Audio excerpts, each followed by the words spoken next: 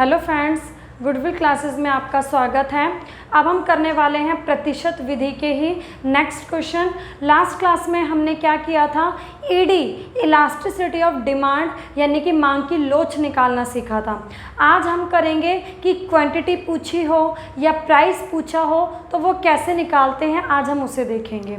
तो देखिए ये आपका क्वेश्चन है, एक उपभोक्ता, सबसे पहले हम क्या बना लेते हैं, हमेशा टेबल बना लेते हैं। इन क्वेश्चन को समझने के लिए प्लीज़ लास्ट वीडियो देखें तो आपको ये बहुत अच्छे से क्लियर हो जाएगी।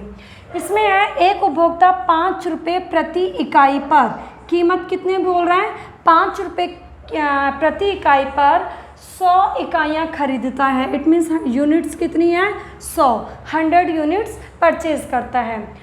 उस वस्तु की कीमत लोच -2 है। कीमत लोच मतलब ईडी इलास्टिसिटी ऑफ डिमांड आपको गिवन है कितना, -2।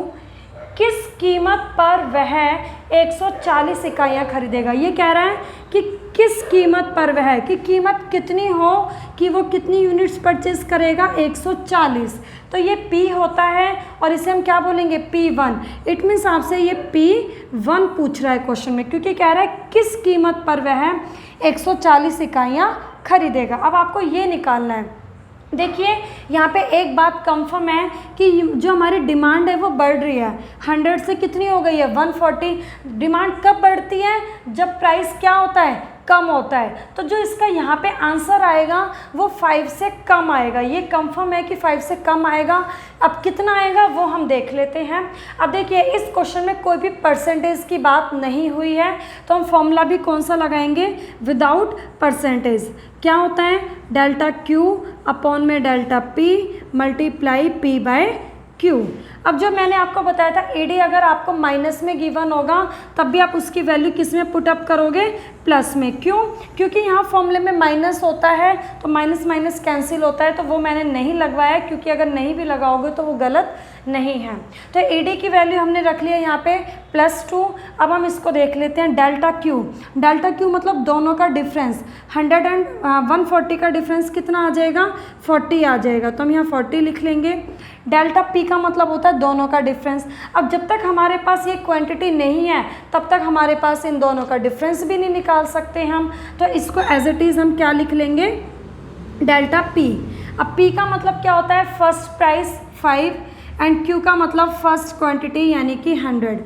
अब आप इसको कैंसिल कर दीजिए, ये 0, ये 5 2 10 और ये 2 से गया 2 2 4। जब अब हमारा ये क्या बचा, काटने के बाद ये बचा है। अब हम इसको क्या करेंगे, क्रॉस मल्टीप्लिकेशन करेंगे।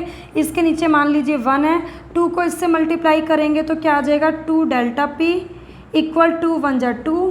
तो डेल्टा P की जो वैल्यू आएगी वो कितनी आएगी, 2/2। इट मीन्स डेल्टा P की वैल्यू आ गई 1।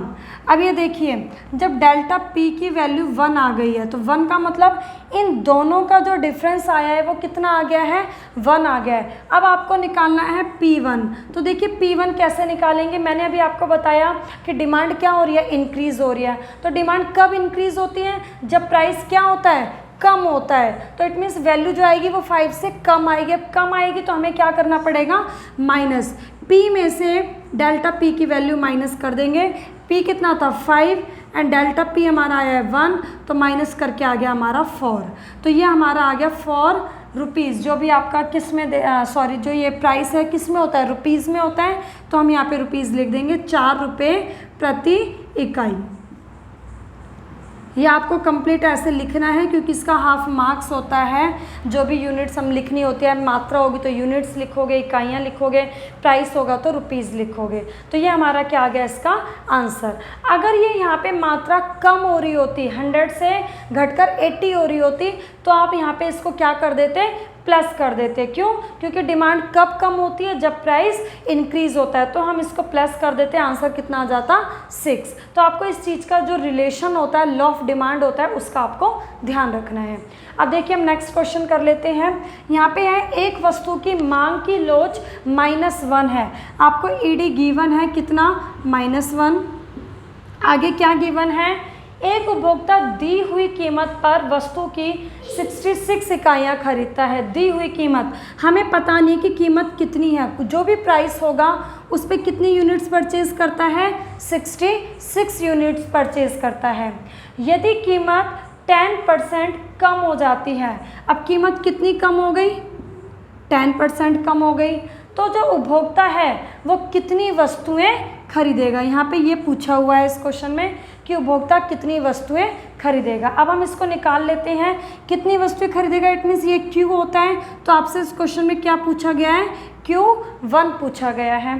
तो अब इसको हम कैसे कैलकुलेट करेंगे, परसेंटेज गिवन है, तो सबसे पहले हम परसेंटेज वाला फॉर्मूला लगा लेते हैं। मांग में प्रतिशत परिवर्तन अपॉन में कीमत में प्रतिशत परिवर्तन। तो अब AD की वैल्यू कितनी है, -1, तो हम इसको +1 लिख लेंगे। मांग में प्रतिशत परिवर्तन आपको गिवन नहीं है, तो हम यहाँ पे निकाल लेंगे। मांग में प्रतिशत परिवर्तन हम यहाँ पे कैलकुलेट कर लेंगे, अपॉन में कीमत में प्रतिशत परिवर्तन आपको गिवन है कितना, 10। तो जब हम इसको क्रॉस मल्टीप्लिकेशन करेंगे तो आपका मांग में प्रतिशत परिवर्तन कितना आ गया आपका, ये 10% आ गया। अब ये देखिए, जब हमें ये Q1 निकालना है तो इसके लिए आपके पास इन दोनों का डिफरेंस यानी कि डेल्टा Q का होना ज़रूरी है। जब तक आपके पास कितना दोनों का डिफरेंस है ये नहीं होगा, तब तक हम उसे यहाँ पे प्लस या माइनस नहीं कर पाएंगे। जैसे हमने लास्ट क्वेश्चन में किया था, हमें ये P1 पूछा हुआ था, तो P1 निकालने के लिए डेल्टा P हमें निकालना था। जब तक डेल्टा P नहीं निकलेगा तब तक हम ये नहीं निकाल पाते। इसी तरीके से आपसे Q1 पूछा है, तो Q1 पूछा है तो आपके पास दोनों का क्या होना चाहिए, डिफरेंस होना चाहिए, डेल्टा Q। अब ये जो डिफरेंस है डेल्टा Q, ये किस फॉर्मूले के अंदर आती है ये वैल्यू, वो हम देख लेते हैं। अगर आपको ये पता चल जाती है तो क्वेश्चन इजीली हो जाएगा। यहाँ पे है मांग में प्रतिशत परिवर्तन का फॉर्मूला, मैंने आपको बताया था क्या होता है, डेल्टा Q अपॉन में Q इंटू में 100। अब ये देखिए, यहाँ से हम डेल्टा Q की वैल्यू निकाल पाएंगे क्योंकि मांग में प्रतिशत परिवर्तन आप निकाल चुके हो कितना, 10%, तो हम यहाँ पे 10 रख देंगे। डेल्टा Q हमें निकालना है, Q की वैल्यू पुटअप करेंगे हम। ये मिस्टेक हो गई, यहाँ पे जो यूनिट्स हैं वो 66 नहीं है, यूनिट्स कितनी है यहाँ पे 60 है। तो हम Q की वैल्यू कितनी पुटअप कर लेंगे, यहाँ पे Q का मतलब क्या होता है, पहली मात्रा कितनी है आपकी 60 एंड इंटू 100।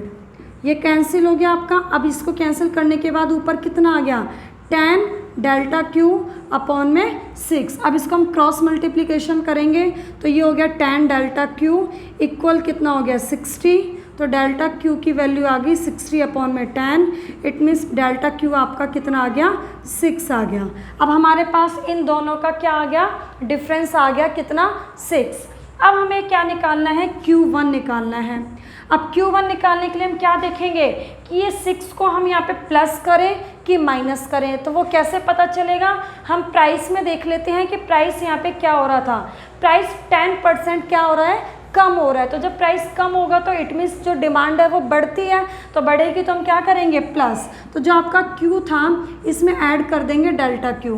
Q कितना था आपका 60 एंड डेल्टा Q आपका कितना है 6, तो हमारा आंसर आ गया 66 यूनिट्स या 66 इकाइयाँ।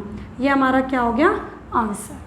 तो इस तरीके से हम आज से कुछ भी पूछा हुआ हो, P1 Q या Q1, इस तरीके से हम क्या कर सकते हैं, कैलकुलेट कर सकते हैं। अब कई बार क्वेश्चन ऐसे भी आता है, 2 गुड्स दी होती है X एंड Y, 2 गुड्स को एक साथ करके पूछता है। वो हम नेक्स्ट वीडियो में देखेंगे कि क्वेश्चन किस तरीके से पूछता है और कैसे हम उसे सॉल्व करते हैं। Okay, thank you.